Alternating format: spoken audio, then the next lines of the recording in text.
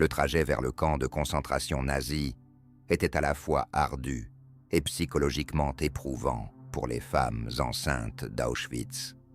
Elles étaient conscientes que leur ventre arrondi pourrait leur attirer des problèmes, mais elles ne s'attendaient jamais à subir une torture aussi inhumaine. Pourquoi ont-elles été les cibles de la cruauté humaine? Quelle a été leur punition infligée par les foules? Au numéro 5, nous abordons la stérilisation. Les nazis aspiraient à rendre leur patrie parfaitement pure. Leur croyance en la pureté du sang, rigide et intransigeante, les a poussés à instaurer des lois visant à stériliser les femmes. Ils ne désiraient pas l'arrivée de nouvelles mères.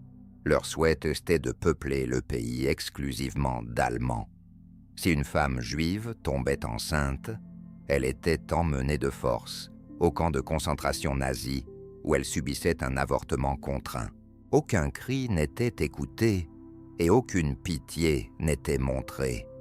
Les femmes enceintes faisaient souvent tout pour dissimuler leur ventre arrondi afin d'échapper à cette intervention forcée.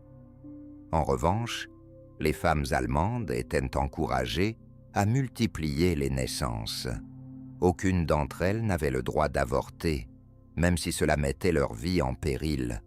Cette situation exerçait une pression immense sur les femmes allemandes, alors que leur santé commençait à se dégrader.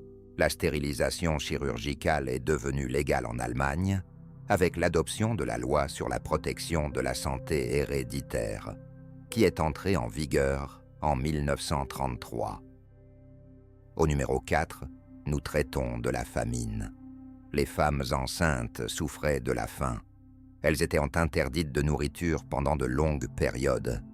Ce geste cruel des nazis visait à éliminer leurs bébés. Elles étaient également soumises à de nombreuses expériences médicales, traitées comme des animaux. Aucune protection ni soin ne leur était accordé. Aucun ventre arrondi ne passait inaperçu. Les nazis effectuaient des examens pour évaluer et sélectionner les femmes enceintes en vue de réaliser des procédures médicales dangereuses. Ils étaient intrigués par ce qui arriverait à ces femmes affamées et malnutries. De nombreuses femmes ont subi des fausses couches et de nombreux bébés sont nés morts. Elles étaient maltraitées, ce qui impactait gravement leur santé mentale et physique. Au numéro 3, nous abordons les camps de la mort. De nombreuses femmes ont tenté d'échapper à l'avortement forcé imposé par les nazis. Elles cherchèrent le soutien de leurs codétenus ainsi que des infirmières nazies. Seules quelques-unes ont réussi à fuir les camps de concentration. Elles espéraient qu'une vie meilleure les attendait. Mais, à leur grand désespoir, les nazis les rattrapaient. Le destin des femmes qui avaient échappé aux nazis était inimaginable. Elles étaient envoyées dans des camps de la mort où elles étaient exécutées avec leur fœtus. La méthode d'exécution la plus connue des nazis pour les femmes enceintes consistait à les enfermer dans des chambres à gaz. On leur demandait de s'assembler et de se tenir à l'intérieur de ces chambres. Lorsque la porte se fermait, le cyclin B était libéré et les femmes étaient tuées en un instant. Au numéro 2, nous traitons du sexe forcé. Les femmes juives étaient considérées comme inférieures aux êtres humains ordinaires. Elles étaient dépourvues de droits et de liberté. Les hommes juifs assistaient, impuissants, au viol de leurs épouses, mères et filles, dans le camp de concentration. Les gardiens examinaient les femmes et leur ordonnaient de se déshabiller devant eux. Par la suite, ils choisissaient celle avec qui ils souhaitaient passer la nuit. Ils s'imposaient à ces femmes et les tueraient. Plusieurs femmes sont tombées enceintes de bébés nazis, mais elles étaient traitées comme les autres femmes juives. Elles ne bénéficiaient d'aucun soin ou affection particulier.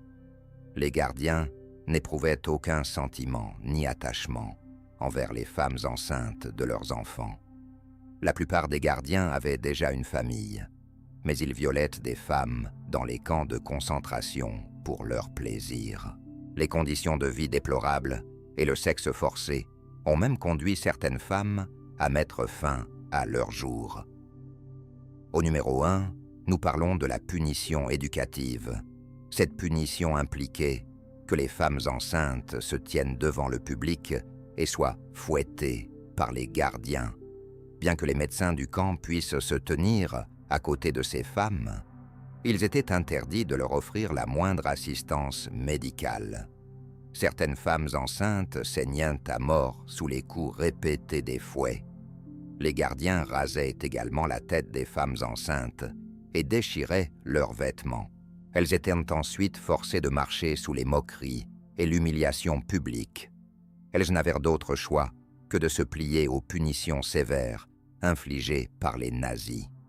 Les femmes enceintes qui tentèrent de fuir étaient traînées et tuées.